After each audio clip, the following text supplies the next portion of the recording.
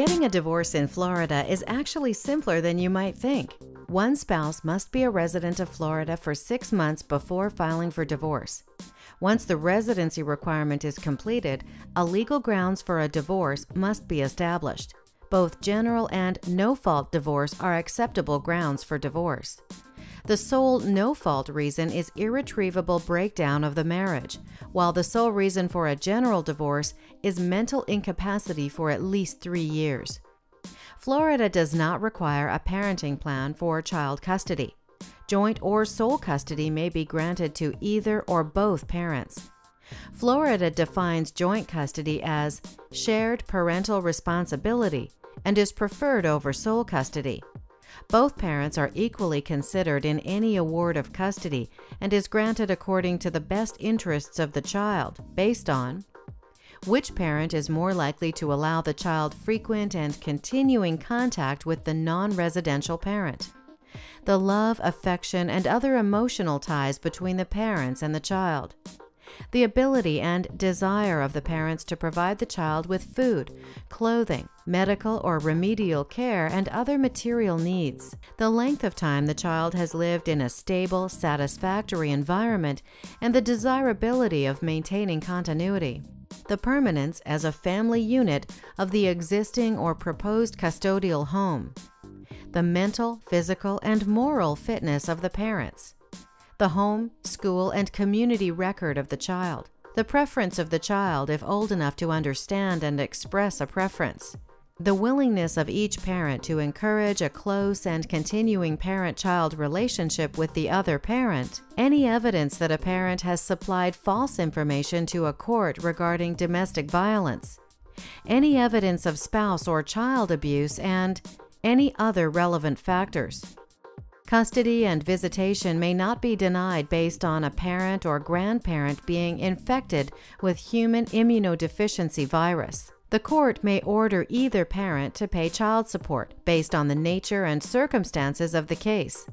There are specific child support guidelines set out in the Florida statutes. In addition, those guidelines may be adjusted under conditions such as extraordinary medical, psychological, educational, or dental expenses, independent income of the child, the custodial parent receiving both child support and spousal support, seasonal variations in a parent's income or expenses, the age of the child, taking into consideration the greater needs of older children, any special needs of the family, the terms of any shared parental arrangement, the total assets of the parents and the child, the impact of any IRS dependency exemption, any other reason that should be considered in order to make the child support payments equitable, and when the child support guidelines require a person to pay 55% or more of a personal income. Health insurance for the child and life insurance covering the parent paying support may be required by the court. Child support payments may be paid through a state depository. Florida uses an equitable distribution of property model. The spouse's non-marital property will be retained by the owner. Non-marital property is property acquired prior to the marriage, property acquired by gift or inheritance, and any property considered non-marital according to a written agreement between spouses. The court is required to begin with the premise that all marital property should be equally divided based on the contribution of each spouse to the acquisition of the marital property, including the contribution of each spouse as homemaker, the length of the marriage, the age and health of the spouses, the amount and sources of income of the spouses, the estate, liabilities, and needs of each spouse, and the opportunity of each for further acquisition of capital assets and income, the standard of living established during the marriage, the time necessary for a spouse to acquire sufficient education to enable the spouse to find appropriate employment, and any other factor necessary to do equity and justice between the spouses. All retirement, pension, profit sharing, and insurance are considered. There are also specific rules which govern whether a party is entitled to set-offs or credits upon the sale of the marital home based on the contribution to the marriage by each spouse, including the care and education of the children and services as homemaker, the economic circumstances of the parties, the duration of the marriage, any interruption of personal career or educational opportunity of the other spouse,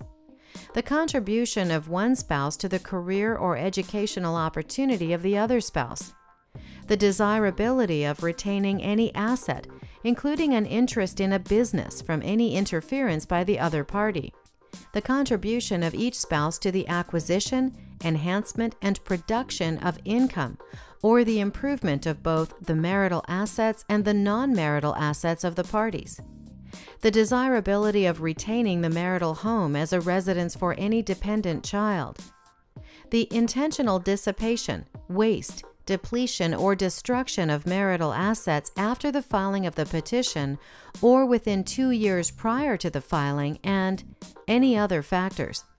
The court may grant rehabilitative or permanent alimony to either spouse in lump sum or periodic payments, or both. Adultery is a factor in the award. Other factors which are considered are the time necessary to acquire sufficient education and training to enable the spouse to find appropriate employment and that spouse's future earning capacity, the standard of living established during the marriage, the duration of the marriage, the comparative financial resources of the spouses, including their comparative earning abilities in the labor market, the contribution of each spouse to the marriage, including services rendered in homemaking, childcare, education, and career building of the other spouse, the age of the spouses, the physical and emotional conditions of the spouses, each spouse's share of marital assets and liabilities, and any other factors the court deems just and equitable. Alimony payments may be made through a state depository. If there are minors involved, or if one spouse denies that the marriage is irretrievably broken, the court may delay the proceedings for up to 3 months and may order counseling, order to attempt reconciliation, or order attendance at mediation sessions. Visit us today at www.mydivorcepapers.com and click on Florida at the bottom of the page. Let mydivorcepapers.com help you file for divorce today.